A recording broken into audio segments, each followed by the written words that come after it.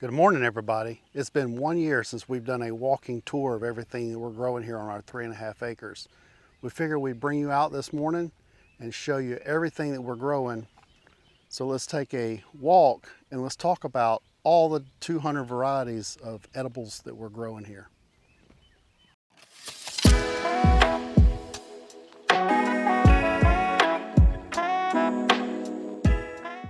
All right, we're in our front orchard. So the very first thing that we're going to talk about is this pear tree. I've featured this pear tree in previous videos and talked about it.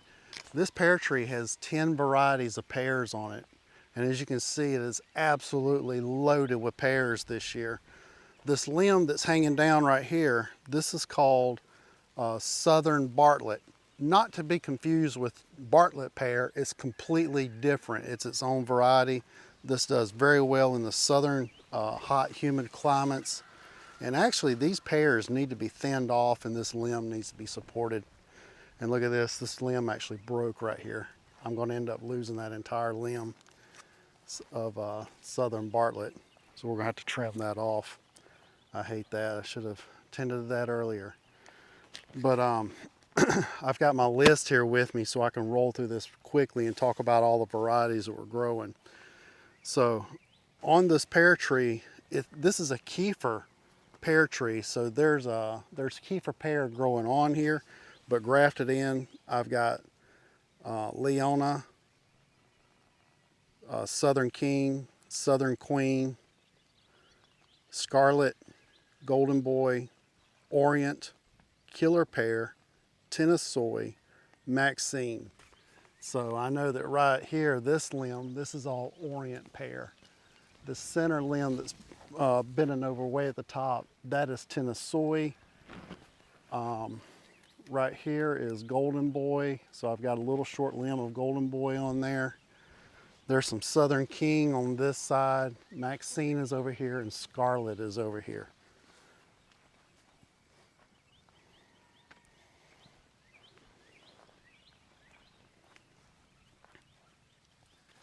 All right, so right next to that, we have some of our persimmons. This is the Itchy Kitchy Gyro, or however you properly say it. It's just easier to rhyme it off. But as you can see, for a 3-year-old tree, this thing is absolutely doing wonderful. It's loaded down with these non-astringent fruit variety, which means that whenever they turn orange, you can pull it off and eat it just like an apple, nice and crisp, juicy, good flavor. You don't have to wait for it to ripen all the way up to eat this one. Now right next to this, I've got Sago. Sago is an astringent variety. You see right here, these are some acorn-shaped persimmons on here. And it's growing tall. I got a lot of fruit there at the top. Now astringent, if you ever know anything about persimmons, you've got to wait till they ripen up fully to get mushy before you eat it, or the tannins will leave a dry feeling in your mouth and it's not very pleasant and it'll turn you against from eating persimmons. But Sago is known to be the sweetest variety of all the astringent varieties. If you like persimmon, you don't have Sago, you need to add Sago to your collection. Absolutely wonderful. I was given a scion of a rare variety called Amagaki, and I've grafted it in right here so you can see that that graft that I did there is starting to grow. We'll let this grow. We can take scion cuttings off of this in the future and make trees to plant out, propagate, maybe even possibly sell. Now let's talk about this one real quick. This is Tonka Bubblegum Plum. It is rated 1,000 chill hours. It does flower. It loads up with flowers. It has never set fruit for me.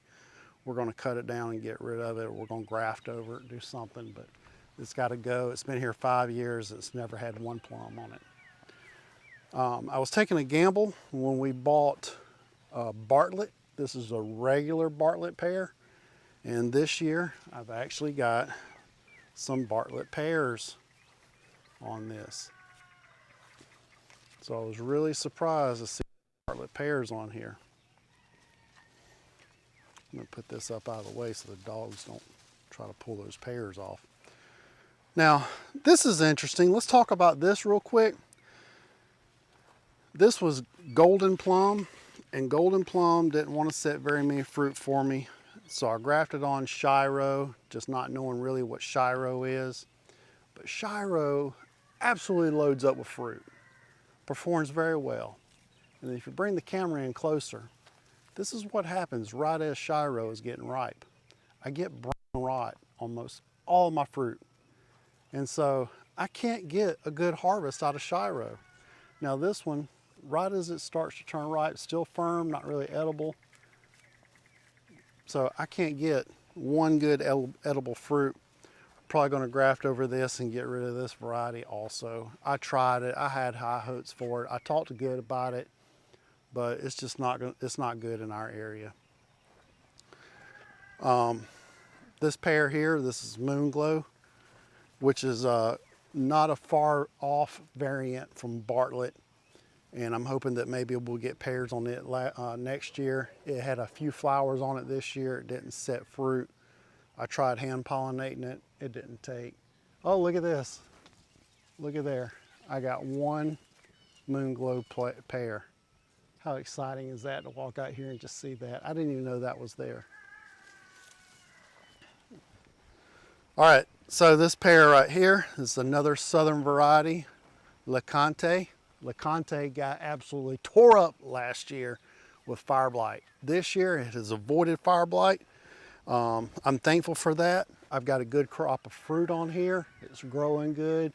And I thought I was going to have to get rid of it because of the fire blight susceptibility.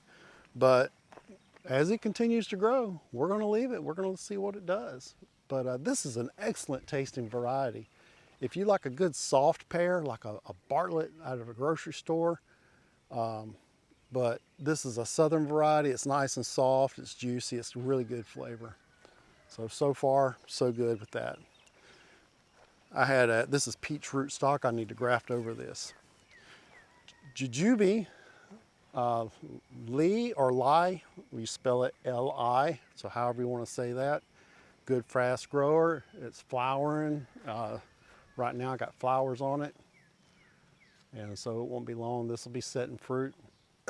If you don't know anything about Jujube, it's an apple flavored little fruit, and I got some little fruits right here. And they get the size of about a date. They'll get a lot bigger than that. And they'll turn brown. And then when they turn brown, you can start eating them. And it tastes like sweet apple flavored styrofoam. That's how you best describe Jujube. Warren pear, beautiful tree, absolutely beautiful. I got a couple flowers on it. I also tried hand pollinating it. It didn't take. I'm hoping, knowing that Warren is supposed to take a few years to start bearing fruit, but hopefully this thing will start bearing here real soon. Let's talk about this peach tree. This peach tree was planted as Florida Best. I got it on clearance at a big box store for $6. Grows good, loads up with flowers about January, gets a killing frost, and I end up losing all the fruit. So I cut the tree 2 years ago. I tied in a graft of Georgia Bell right here. The graft got absolutely enormous over the past 2 years, and this year it died. All the fruit, because we didn't have that late killing frost this year, all the fruit on Florida Best actually set fruit this year. Small fruit, and as soon as brown rot hits the area, I lost all the fruit. I didn't get one good peach off of this year. I got a couple at the top. They're probably okay, but we're going to end up just getting rid of this tree altogether. Probably all the way down to the rootstock. Now, here's my favorite tree in the entire orchard. I absolutely am in love with this apple tree. This is Shell of Alabama.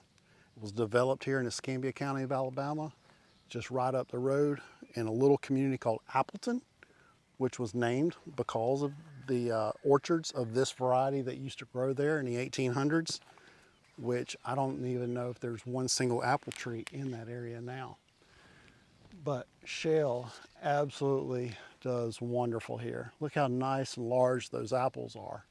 The tree is loaded all the way around. Disease resistant. I've got some stings from insects on there, but I'm not having to deal with disease. And it's a good complex flavor, excellent for eating right out of hand. You can even cook with this apple. People ask me, Randall, is this apple fruitful, or do I need to have a pollinator? I planted a pollinator with this one, and it's the little Mississippi seedling called Smith right over here. Got blew over during a hurricane, and I've not had a pollinator for this tree in 2 years. And for 2 years, I get fruit. It'll set a lot more fruit if it has a pollinator, but you can see how much fruit is on this tree with no pollinator. And if you open one of these apples up, there's no seeds in the middle. It's seedless right now because there's no pollinator.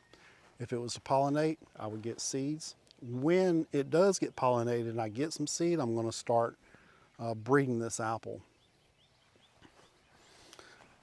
Now this was Michelle's favorite variety in the orchard. This is a Louisiana variety called Feliciana. The peach does wonderful. I'm not having any issues with disease here. Nice big peaches, beautiful peaches. And here we are, it's June. Juicy too. Yeah, and June 1st, these peaches won't be far and they'll be getting ripe. This is a clingstone fruit. You can see this one right here is just starting to turn a little bit, Michelle. Nice big peach. This is a 500 chill hour peach, which means it typically blooms right after that last killing frost we get. And so we normally get a good crop of peaches off of this. Now here's a variety that goes very well with it. It blooms along the same time. This is Sam Houston. As you can see, Sam Houston is absolutely loaded with peaches. Probably more peaches that need to be on this tree. I probably need to thin it. But that's another good complementary peach that goes right along with Feliciana.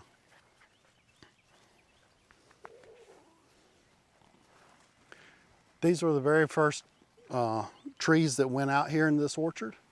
These were my very first attempts at grafting. I've got Gala and Fuji apple trees.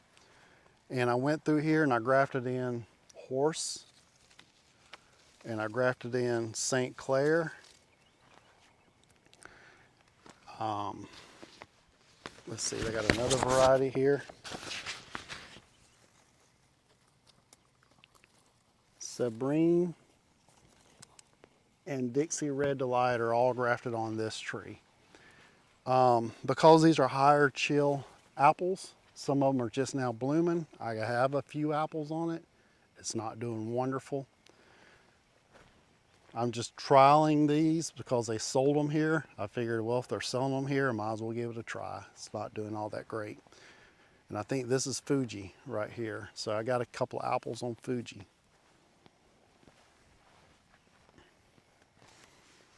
Now here's something that typically is not supposed to grow here in our area. This is an almond.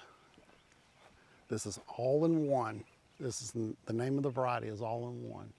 It had one almond on it this year. It did flower probably 20 flowers. It set fruit, it held on to it for a while and then dropped all but that one, but the bugs have gotten that one, so we're going to end up losing that one. But there's hope that we can have a few almonds here. This is an improved American variety of persimmon. Now what I say by improved American variety means that the wild persimmons that grow in the wild here are the little small round ones. Well, they've crossed this one with the Japanese variety and have come up with a hybrid, and this is Nikita's Gift.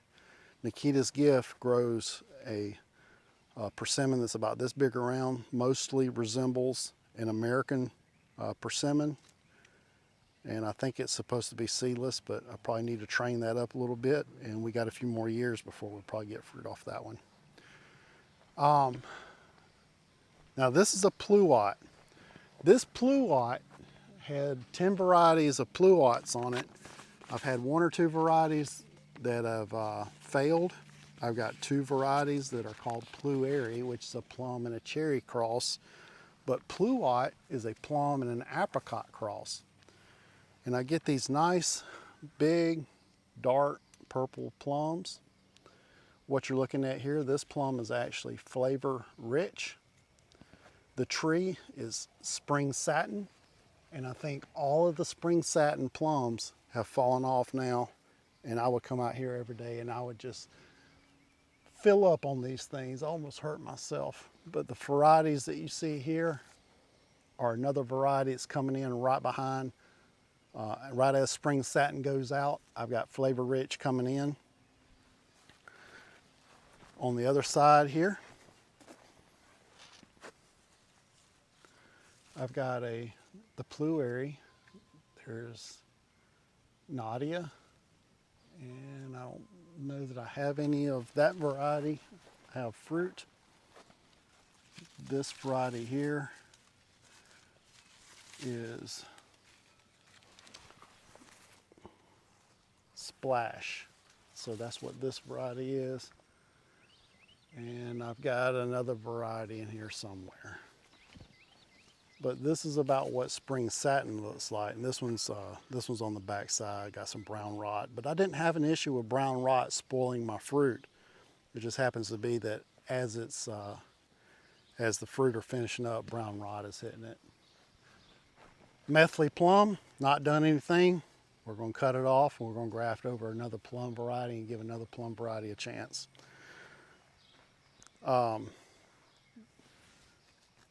Sun red nectarine. Sun red nectarine loaded up this year. I mean, absolutely every limb was just hanging with fruit. Nectarines were kind of small, but this is just like the Shiro. As soon as the fruits start turning ripe, I'm going to lose them to brown rot. I think I'm actually going to end up getting rid of this variety. We're going to put in another variety of nectarine that may do a little bit better here. But it's very disappointing because this tree, nice and huge. I don't have any other issues other than I can't get fruit off of it. This is a low chill variety. Right as it's flowering, late freeze comes along and hits the blooms, and I end up losing a lot of the fruit anyway. So this isn't working out. This is Smith seedling apple. I got 1 fruit that has held on. I hand pollinated that with the shell of Alabama. So hopefully we have some seeds in there, and then I can propagate that and see what we get.